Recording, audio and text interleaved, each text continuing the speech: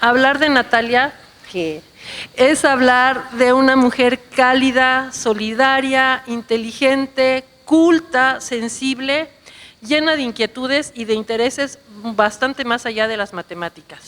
Es una enloquecida del yoga, de una vez se los digo. Le encanta el senderismo, le fascina hacer pan y además le queda riquísimo. Le encanta el cine. De hecho, su padre trabajó mucho en cine, hizo animaciones muy importantes con niños. Le encanta el teatro, participó en obras escolares, le encanta la música. En ella de verdad se juntan y confluyen una tradición artística familiar impresionante, con una mente brillante, con un corazón generoso y con una gran chica. Es un honor para mí presentar a Natalia.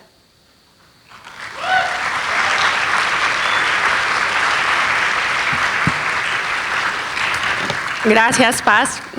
Ya le dije que ni mi mamá me dice cosas tan bonitas. Muchas gracias, Paz, y a Adriana y a Beatriz por darme la oportunidad de hablar aquí. Pues el título, bueno, cuando me invitaron a dar una plenaria, acepté y después busqué en Google qué es una plenaria. Y la única definición en la que todo mundo está de acuerdo es que es una conferencia que se da en un momento en el que no hay ninguna otra actividad. Y eso lo que garantiza es que pues, todos están disponibles para venir y por lo tanto el público es mucho más general, ¿no? Entonces yo la pensé dedicada así a los alumnos de licenciatura y lo que va a hacer es una pequeña introducción de cómo son los objetos en dimensión infinita, que es un área así que me encanta. Yo cuando llevé la licenciatura, pues sí uno ve así algunas cosas en análisis, en álgebra lineal, pero no entendí la belleza hasta que llevé un curso con Sergey de topología de dimensión infinita y dije, wow, esto es maravilloso. Y después, así en el doctorado y en el postdoctorado, iba aprendiendo así algunas cositas que me dieron como un poco la idea de cómo no son los objetos en dimensión infinita y eso es lo que les quiero transmitir a ustedes. Quizás, dependiendo de cuál sea su formación o cuál sea su área de trabajo, ustedes conozcan muy bien algunas de las cosas que les voy a contar, quizás sí, quizás no. Bueno, entonces, déjenme empezar. Ahí está. Con esta frase de Borges, que quizás está un poco trillada, pero es interesante. Dice, hay un concepto que es el corruptor y el desatinador de los otros. No hablo del mal cuyo limitado imperio es la ética, hablo del infinito. Y es que el infinito entre los matemáticos pues no siempre ha sido algo muy bueno. Para los griegos,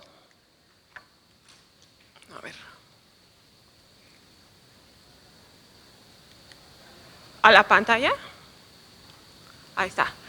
La palabra griega para infinito, apeiron, significaba literalmente sin límites. Pero algo sin límites para ellos es algo sin forma y por lo tanto es caótico y es horroroso y no había que hablar de ello. Sin embargo, pues no eran tontos, ¿no? O sea, sí se daban cuenta que había cosas infinitas, como por ejemplo los números naturales. ¿Sí? Los números naturales sabían que eran infinitos, pero no se iban a atrever a decir que eran infinitos. Entonces Aristóteles inventó ahí un concepto como para evitar el problema y dijo, estos son potencialmente infinitos. O sea, en realidad la parte de los números que vamos a conocer siempre es finita, son potencialmente infinitos, no infinitos. Y más adelante se acepta el infinito, pero el único infinito posible conocido era Dios. ¿Sí? Dios es el único infinito que vamos a aceptar. Y eso pues traía algunos problemas no solo matemáticos, o sea, los matemáticos pues ahorita vamos a hablar un poquito más adelante, pero también teológicos, ¿sí? No sé si se saben el famoso problema de cuántos ángeles pueden bailar en la punta de un alfiler, pues en realidad era una cuestión ahí que se debatían los teólogos, porque, a ver, piensen, si Dios es infinito y es infinitamente poderoso, puede hacer bailar una cantidad infinita de ángeles en la punta de un alfiler.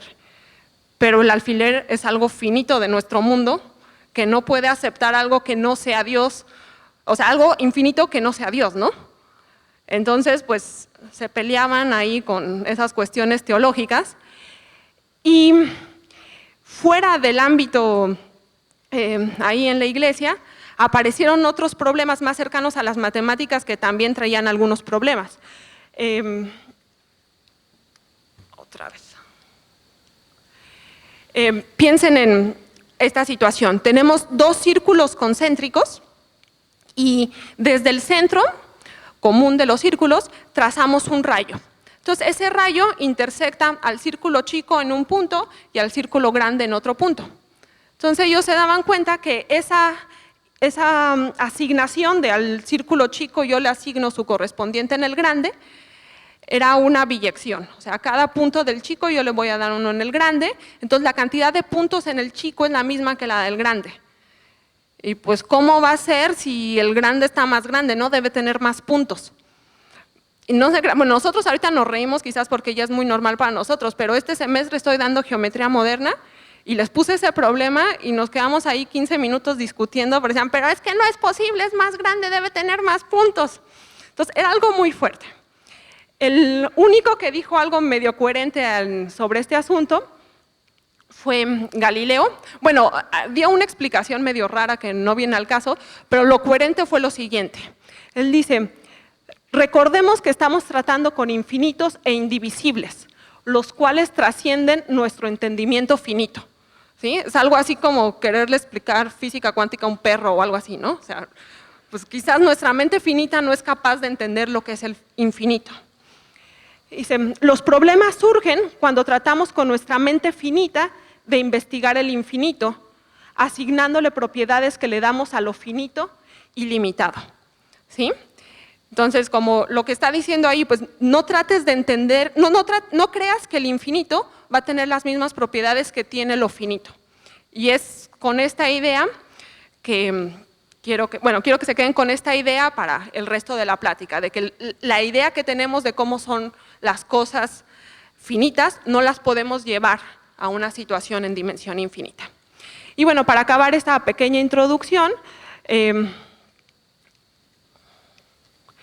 déjenme contarles una cosa curiosa. O sea, el infinito para los griegos era una cosa horrorosa, la Edad Media era Dios, pero de repente ya cuando uno empieza a perderle el miedo, se vuelve algo así como muy bonito, ¿no? Muy mágico, y ahora si van a cualquier estudio de tatuajes, seguro uno de los que más tatúan es el signo del infinito.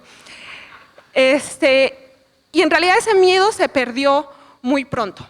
El signo del infinito se empezó a utilizar por ahí de 1600 y para 1700 aparece en la carta 1 de tarot, la que corresponde al mago. Entonces, si ven cualquier tarot, siempre va a aparecer el infinito o, dependiendo de la versión, un sombrero con una forma de infinito.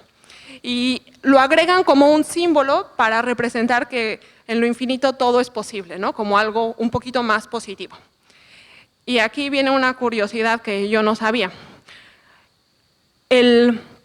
Esta carta tiene asociado un símbolo cabalístico, no es que yo sepa de la cábala, pero vi la película de Pi, y entonces cada número tiene asociada una letra del alfabeto hebreo. ¿Y cuál creen que le corresponde a esta? El Aleph, que es el símbolo que ahora utilizamos para denotar los cardinales infinitos. ¿Sí? No creo que haya sido coincidencia, antes sí se leían el tarot más seguido. Bien, entonces yo lo que les quiero contar es cómo son o cómo no son los objetos en dimensión infinita.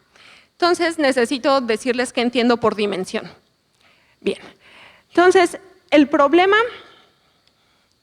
¿Se puede agarrar esto? No.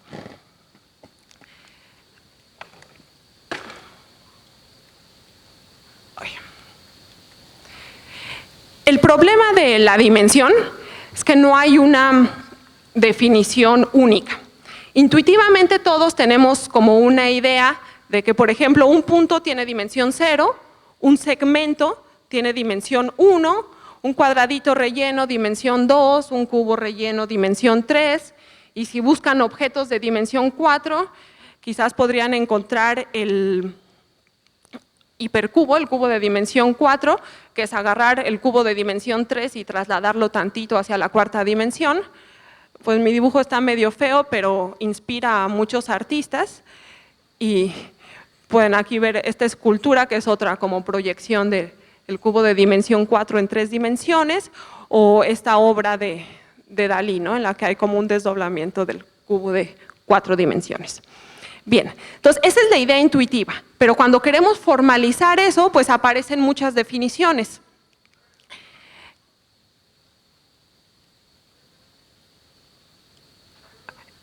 Dependiendo del ámbito en el que estemos hablando, podemos dar una o más. Por ejemplo, si estamos hablando de espacios vectoriales, podemos hablar de la dimensión algebraica, que es la cardinalidad de la base, ¿sí? Si estamos hablando de espacios topológicos, está la noción de dimensión cubriente, está la dimensión inductiva, que a su vez tiene otras, hay 2 de esas. Si estamos hablando de espacios métricos, pues tenemos las topológicas, pero también aparece la dimensión de Hausdorff o la asintótica, y no son equivalentes, ¿sí? Por darles un ejemplo de ¿qué significa la dimensión cubriente? Esta definición es bastante entendible, creo yo. Decimos que un espacio normal, si no saben qué es normal, piensen métrico o espacio normado o algo que ustedes conozcan, seguro va a estar bonito y va a cumplir esta propiedad. Entonces decimos que la dimensión es menor o igual que n, si solo si cada que tomamos un subconjunto cerrado de este espacio y una función continua a la esfera de dimensión n, la podemos extender a todo el espacio, ¿sí? Entonces pueden pensar, por ejemplo, en la esfera de dimensión 2 y la función que manda al ecuador en el círculo, ¿sí? Es como la identidad, ¿no? Entonces tenemos la esfera de dimensión 1, que es un círculo, la esfera de dimensión 2, y dentro el ecuador, que es un subconjunto cerrado que lo manda al círculo, ¿sí? Esa función no se puede extender continuamente. Eso es porque la esfera de dimensión 2 tiene mayor dimensión o sea, tiene dimensión 2, no 1, ¿no? Bueno, esta es una definición, coincide con la cubriente en los espacios normales, pero no hace falta para entender esta plática. En realidad, todas las teorías de dimensión sí coinciden en algunas cosas. La primera es que Rn siempre tiene dimensión n, ¿sí? La segunda es que si los espacios son bonitos, no voy a definir qué es bonito porque cada categoría tiene su espacio bonito. Entonces,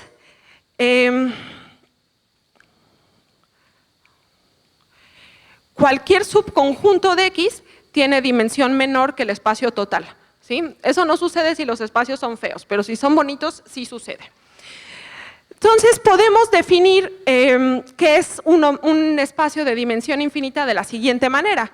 Pues algo va a ser de dimensión infinita si, solo si, para cualquier natural existe un subconjunto de dimensión n, ¿sí? Como ya sé que los Rn son de dimensión n, yo ya tengo, por ejemplo, que todos los espacios vectoriales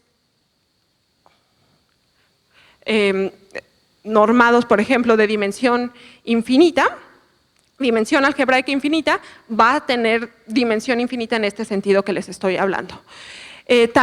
Un caso particular con el que voy a empezar a trabajar es el espacio de funciones continuas del intervalo 0,1. O sea, creo que ese todos lo conocemos desde el primer semestre, las funciones continuas del 0,1. Eso con la suma y la multiplicación por escalares es un espacio vectorial, y si además lo equipamos con la norma del supremo, se vuelve un espacio de Banach.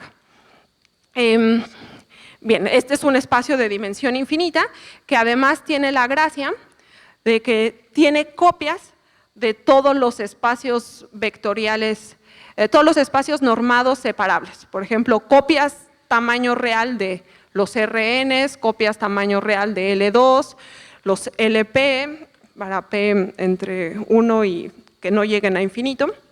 Bueno, es un espacio muy grande, muy bonito. Entonces, lo que yo quiero hacerles ver es cómo son los objetos en este tipo de espacios, ¿sí? Cómo son las esferas, cómo son las bolas, cómo son los cubos, ese tipo de preguntas. Bien, entonces vamos a definir, creo que es la pila de esto, o yo, ahí está. Dado un espacio vectorial, un espacio normado, definimos la bola unitaria cerrada por este símbolo. Todos los vectores de norma menor o igual que 1, ¿sí?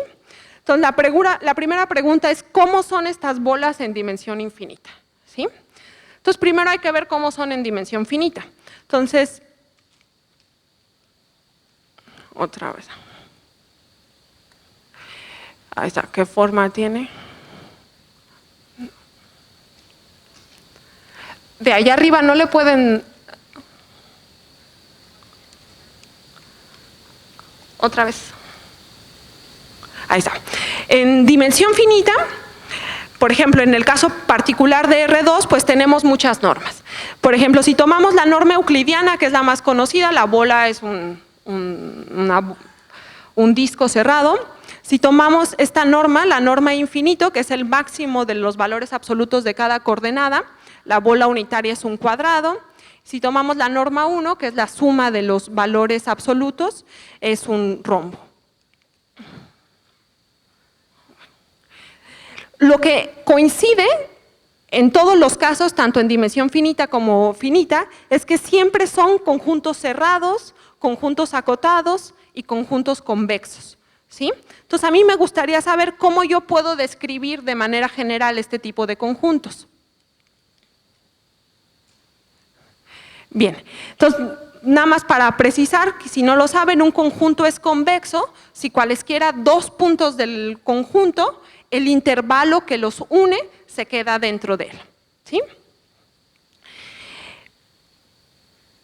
Bien, otro concepto que voy a necesitar es la de casco convexo.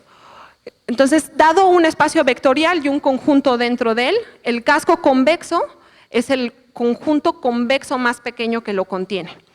En otras palabras, son todas las combinaciones convexas de elementos del conjunto. Pero vamos a ver un ejemplo mejor de cómo se ve. Si el conjunto A es esta estrella, pues precisamente este pentágono chuequito es el casco convexo, ¿sí? Es el convexo más pequeño que lo contiene. Entonces, la pregunta es, si yo les doy dos puntos, ¿cuál es el casco convexo que los contiene? ¿Cuál es el convexo más pequeño que lo tiene? ¿Alguien? ¿No? Pues el intervalo, ¿no? Porque tiene que tener el intervalo que los une y eso ya es convexo. Bien. Entonces, para encontrar la forma de los conjuntos convexos, hay una noción que ayuda mucho, que es la de punto extremo, ¿sí? Entonces, dado un conjunto, vamos a decir que un punto es extremo si no es punto medio de otros dos puntos del conjunto, ¿sí? O sea, por ejemplo, si yo me tomo un punto aquí adentro, pues hay otros dos, tal que este punto es punto medio o el promedio de estos dos. Lo mismo para puntos aquí en la arista, pero en esta zona como redondita, ningún punto es punto medio de otros dos, ¿sí? Eso es un punto extremo.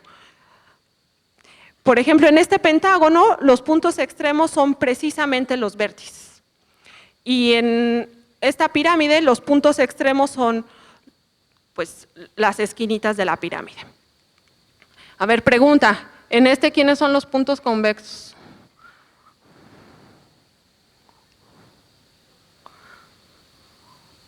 Por ahí en la UAM, ¿hay alguien de la UAM? Me dijeron que todos, pero no. Los únicos puntos convexos son este de aquí y este puntito, ¿sí? Y todos los otros, todos aquí adentro se encuentran en medio de dos y también en la superficie de este lado. Bien. Entonces, el teorema dice que en dimensión finita, en Rn, cualquier conjunto convexo es el casco convexo, es decir, el convexo más pequeño de los puntos extremos, ¿sí? Entonces, para entender cómo es un conjunto convexo, nos fijamos en sus puntos extremos y lo englobamos con un convexo y recuperamos la forma, ¿sí? Bueno, cualquier conjunto cerrado y acotado y convexo. Si no le pedimos cerrado es falso, si no pedimos acotado es falso, y pues convexo es también necesario. Entonces, ¿qué pasa en dimensión infinita?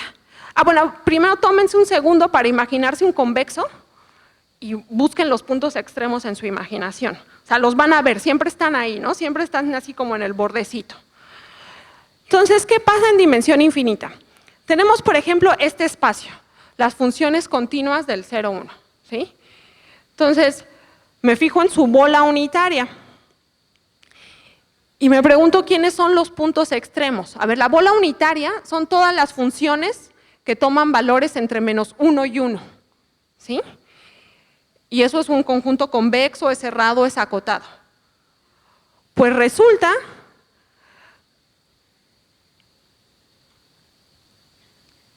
que los únicos puntos extremos que tiene esta bola son dos, la función 1 y la función -1. Este es un ejercicio de cálculo que lo pueden resolver muy fácil.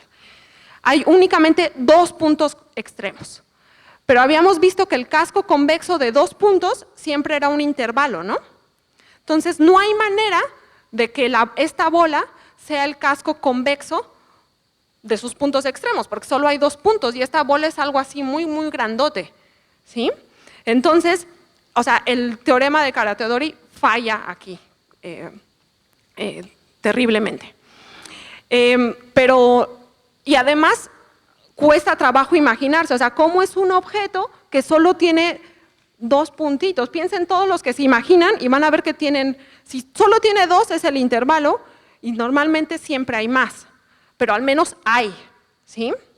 Pero la cosa se pone un poquito más difícil. Pensemos en este caso, en Rn podemos dar la norma infinito que ya se las había mencionado en dimensión 2, que es el máximo de los valores absolutos de cada coordenada. Bien, entonces, ¿cómo es la bola en cada una de las dimensiones? Aquí no salió, no sé por qué, pero se debería ver un cubo. ¿Sí? Entonces, en dimensión 1 es un segmento y tiene 2 puntos extremos. En dimensión 2 es un cuadrado, tiene 4 puntos extremos. En dimensión 3 no se ve, pero hay un cubo y son 8 puntos extremos. En 4, ¿cuántos hay? 16, 5, 32, ¿no? Entonces va aumentando la cantidad de puntos extremos. Bien. Entonces nosotros podemos encajar a Rn en Rn más 1, mandando pues a cada vector a un vector cuyas primeras n coordenadas son las que ya tenía y agregándole un 0, ¿sí? Entonces, este encaje,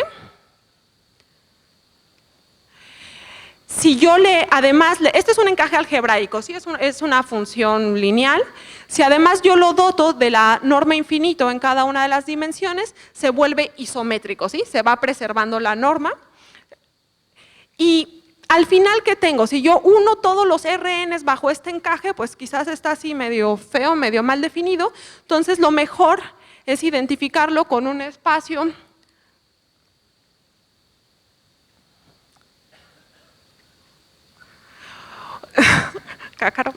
un espacio que se conoce como C00. Entonces, C00 son todas las sucesiones a los reales en el que hay una cantidad finita de términos probablemente distintos de 0 y después puros ceros, ¿sí? Son todas las sucesiones que eventualmente se hacen puros ceros. A este espacio pues le damos la norma infinito, la norma del supremo de las coordenadas. Bien, entonces obtenemos un espacio normado que también tiene su bola, ¿no? Y que además lo construimos como esta unión de los Rns, ¿no? En los que cada bolita tenía más y más y más puntos extremos. Entonces la pregunta es, ¿cuántos puntos extremos? Bueno, este es el encaje natural. La pregunta es, ¿cuántos puntos extremos tiene esta bola? Pues la intuición nos diría que un montón, porque cada vez le fuimos metiendo más. Pero la respuesta es que no hay ninguno, ¿sí? O sea, estos cubitos que iba metiendo cada vez con más y más esquinas, al final me las cargué todas. Y la razón es muy sencilla. Si ustedes se toman cualquier vectorcito en la bola, pues el vector tiene unas primeras n coordenadas distintas de 0 y después puros ceros. Entonces yo me tomo dos vectores, dejo las primeras n coordenadas y después le agrego, aquí le agregué un medio, pero pueden poner un tercio o 1, cualquier valor entre -1 y 1. Aquí 1 y aquí el negativo, ¿sí? Entonces, claramente x es el promedio de estos dos. Entonces, todos los puntos son puntos medios de otros dos. Y eso es muy intuitivo. O sea, piensen y traten de imaginarse un objeto, ¿sí? En el que acotado, cerrado, en el que todo el punto es punto medio de otros dos. Así es este cubo. Uno podría decir, bueno, quizás el problema está en que ese espacio no es completo, pero si uno se va a su completación, que es el espacio C0, que son todas las sucesiones que convergen a 0, le dan la misma norma, pues la bola, que es otra vez como un cubo, vuelve a no tener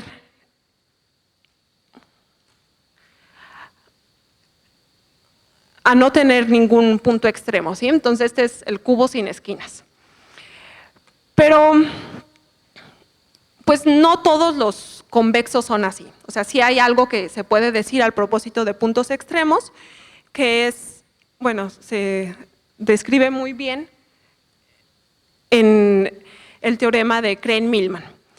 El problema está en que las bolas no son compactas, pero si pedimos que un convexo sea compacto en un espacio topológico vectorial o un espacio normado, entonces sí es la cerradura del casco convexo de sus puntos extremos. Es un teorema muy famoso, muy utilizado. Y, por ejemplo, este es un cubo que sí tiene esquinas, el cubo de Hilbert. No es bola de ningún espacio vectorial, pero si es un cubo, es el producto numerable del -1, 1, o todas las sucesiones con rango entre el -1 y 1. Y le damos, bueno, la topología producto. Si no saben lo que es la topología producto, créanme que hay una métrica que lo hace compacto. Es convexo, es un subconjunto convexo de este espacio vectorial, pero tiene una propiedad. Bueno, tiene puntos extremos. Todos los puntos extremos son las sucesiones que toman valores -1 o 1. Y es un buen análogo de las bolas de dimensión finita, pero tiene una propiedad que no tienen las de dimensión finita. Esa propiedad es la homogeneidad.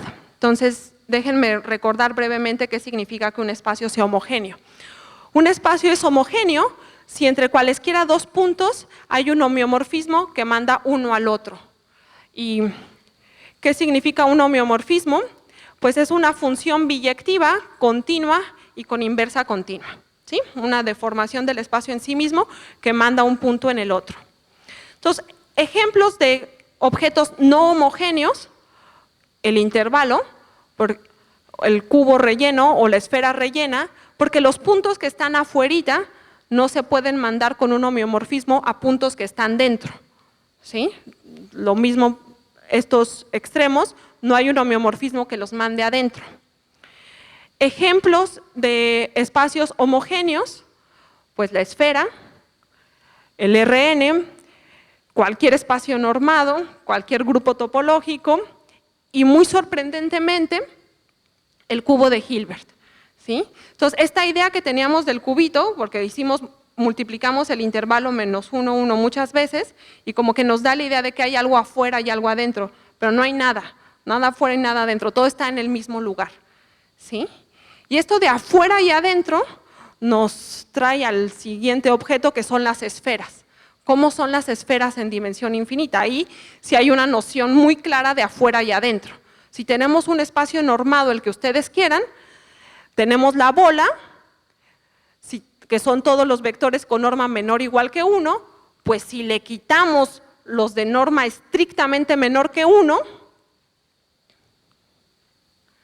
obtenemos la esfera, que son los de norma exactamente 1. Y la pregunta es, ¿qué forma tiene esto? Entonces, si ustedes hacen el dibujito, que seguro muchos los han hecho, pues se dan cuenta que hay un hoyo, ¿sí? O sea, como que las esferas tienen un hoyo. Si saben un poquito más de topología, saben que el hoyo pues es de distintas dimensiones. Entonces, ¿qué pasa en dimensión infinita? Bueno, primero, para hablar del hoyo, recordar una definición. Un espacio es contráctil. A mí me gusta decir contraíble y me molesta que la RAE me obligue a escribir contráctil nada más porque no lo ha agregado. Pero bueno, un espacio es contraíble o contráctil si existe una función del producto del espacio con el intervalo 0, 1, que en el momento 0 es la identidad y en el momento 1 es una función constante, función continua. Es decir, si yo puedo deformar todo el espacio dentro de sí mismo continuamente a un solo punto. Entonces, por ejemplo, estos 3 conjuntos que dibujé aquí son espacios contraíbles, son ejemplos de conjuntos contraíbles. Este no, porque es disconexo, y estos no, porque tienen un hoyo allá adentro, ¿sí? Entonces, una manera de saber que un objeto no tiene hoyos es decir que es contraíble. Bien, en el caso de dimensión finita, se sabe que las esferas no son contraíbles, ¿sí? Eso es lo que formaliza la idea de que cuando quitamos el relleno queda un hoyo. Y este teorema es equivalente a otros muy famosos, en particular al teorema del punto fijo de Brouwer. El teorema del punto fijo de Brouwer me dice que cualquier función continua de la bola de dimensión n en la bola de dimensión n tiene un punto fijo. Que la esfera sea no contraíble es equivalente a este teorema y es equivalente al hecho de que no existe ninguna función continua de la bola en la esfera que deje fijos a los puntos de la esfera. Esto se llama una retracción. Estas 3 propiedades son equivalentes y son ciertas en dimensión finita. Bien, pues en dimensión infinita ahí la cosa cambió bastante. Desde el 35 ya se sabía que la bola cerrada de este espacio que hemos estado viendo es contraíble. O sea, esa esfera no tiene hoyo. Luego, mucha gente empezó a trabajar y como que era un resultado ahí folclórico, que lo mismo era cierto en todos los espacios de Hilbert. Pero el primero en ponerlo por escrito fue Kakutani.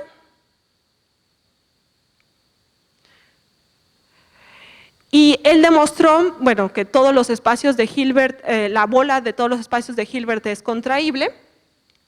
Y en el caso de L2 lo pueden hacer ustedes de ejercicio. L2 es el espacio de todas las sucesiones cuya serie al cuadrado converge, ¿sí? Entonces, bueno, ya les dije que la contraibilidad de la esfera es equivalente a que exista una función sin puntos fijos. Y esa función se puede escribir muy bonito. Tienen la bola de L2 y mandan al vectorcito x1, x2, etcétera, a 1 menos la norma de x al cuadrado, x1, x2.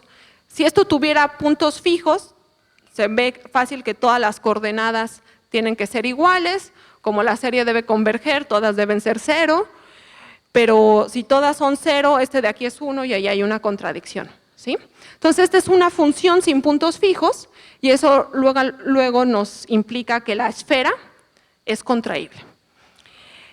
Después, en el 51, Dugunji prueba que el hecho de que la bola, cualquier función continua de la bola en sí misma tenga puntos fijos, es equivalente a que la bola sea compacta. Y eso solo sucede en dimensión finita, ¿sí? Entonces, en realidad este teorema prueba que en un espacio normado de dimensión infinita, primero, pues siempre existe una función continua de la bola en la bola sin puntos fijos. Segundo, la esfera es contraíble, ¿sí? Tercero, existe una función, una retracción continua de la bola en la esfera que deja fijos a los puntos de la esfera. ¿Sí? Esos tres son equivalentes. Y por mucho tiempo dijeron, bueno, ok, el problema está en la compacidad de la bola, pero compacidad implica que todas estas funciones que aparecen aquí son uniformemente continuas. ¿Sí? Entonces quedó abierta, bueno, ¿será que todas las funciones, que existan funciones uniformemente continuas sin puntos fijos?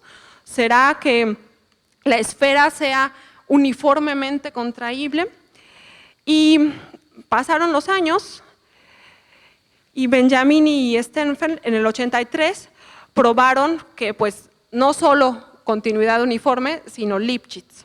¿Sí? Ellos probaron que existe una función Lipschitz de la bola en la bola. Para cualquier espacio normado de dimensión infinita, existe una función Lipschitz sin puntos fijos. Y no solo sin puntos fijos. La imagen dista del punto original una cantidad positiva fija para todos los puntos. ¿Sí? O sea, ni siquiera se va aproximando a un punto fijo. La esfera es Lipschitz contraíble y existe esta retracción, también función Lipschitz. Entonces aquí se acabó la esperanza de que se pudiera valer al menos para las uniformes. Bien. Entonces, la moraleja de esto es que cuando ustedes dibujen una esfera, sobre todo si están en una clase de análisis o en alguno donde el espacio seguramente sea de dimensión infinita, pues rellénenla porque no tiene hoyo. ¿Sí? Como nota, el cubo de Hilbert sí tiene la propiedad del punto fijo. ¿Sí? Ahí sí cualquier función continua del cubo en el cubo sí tiene puntos fijos. Y no solo el cubo de Hilbert, cualquier retracto absoluto compacto. Si no saben lo que es esto, piensen en un convexo métrico compacto. Todos los convexos métricos compactos tienen la propiedad del punto fijo, eso se llama teorema de Schauder. Y algo muy sorprendente es que en dimensión infinita, bueno, ya vimos que la esfera es contraíble, pero también es homeomorfa a la bola. ¿Sí? En dimensión infinita, el espacio total, la esfera y la bola son homeomorfos. Entonces, de veras, si dibujan la bola es lo mismo que dibujar la esfera. Se ven igualitos. Y paso, si me da tiempo, ya nos queremos ir a comer, pero lo último que les quería comentar. Entonces, de alguna manera, cuando nos vamos acercando a dimensión infinita, como que la esfera se va rellenando, ¿sí?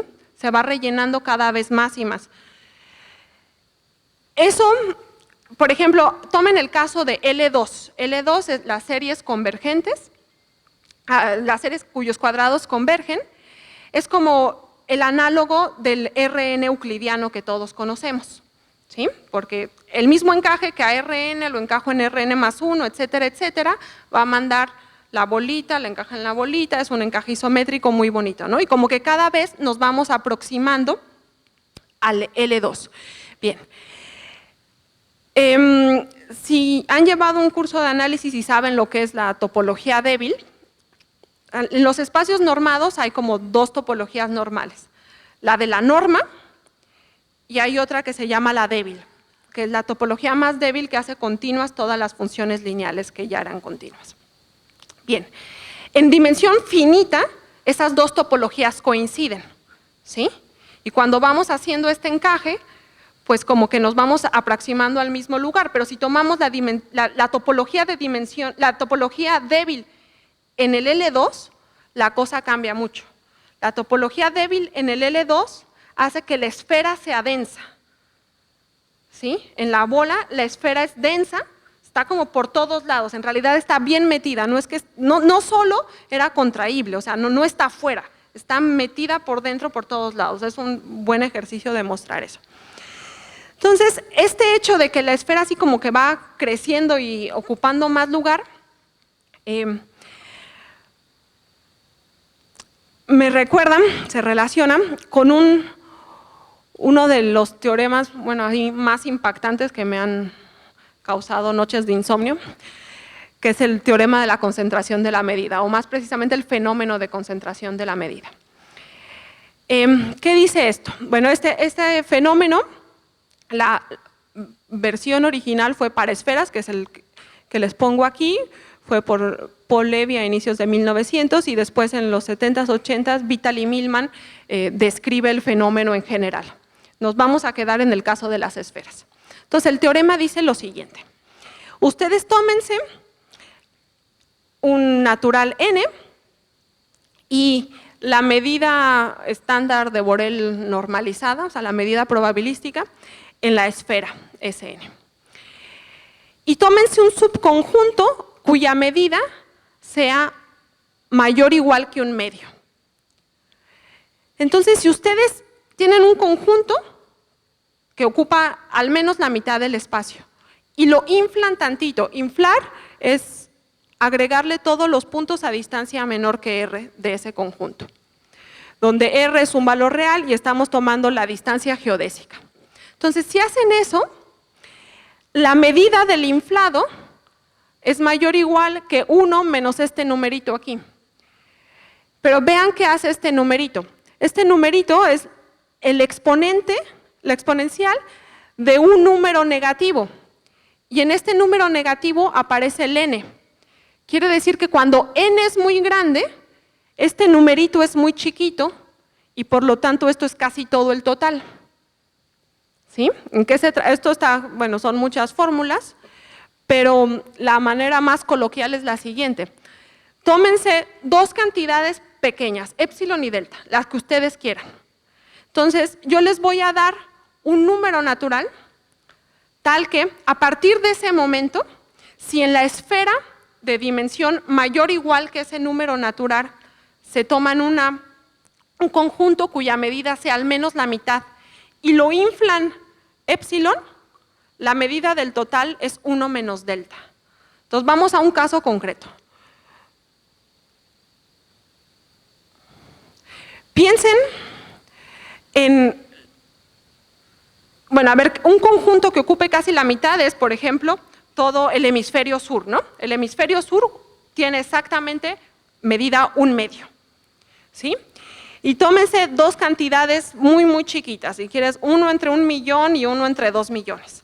¿Bien? Entonces,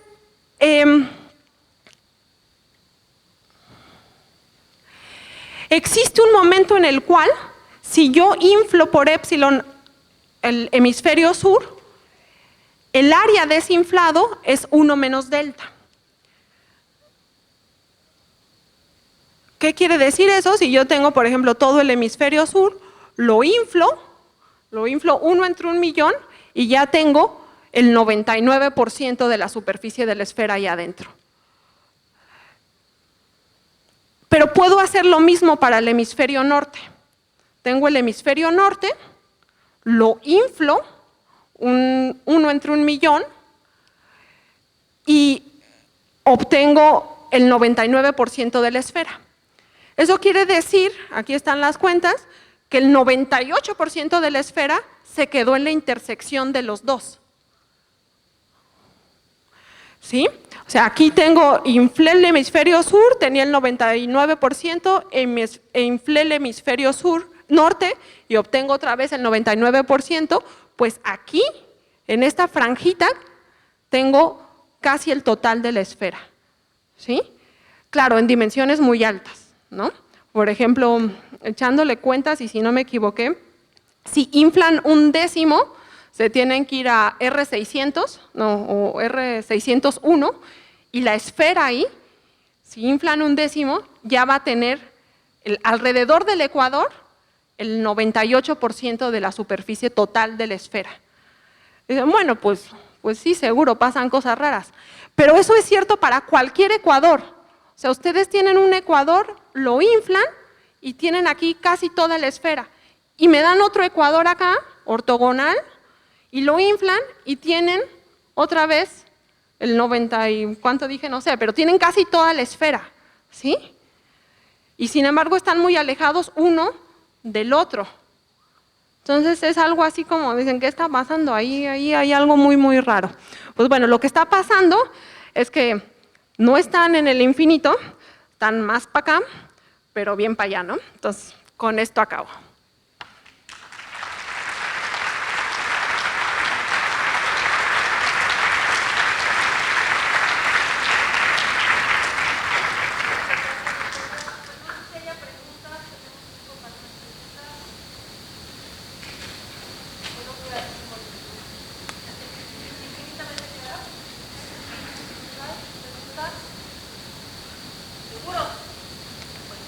Pues entonces le agradezco mucho a Natalia haber participado en parte de la...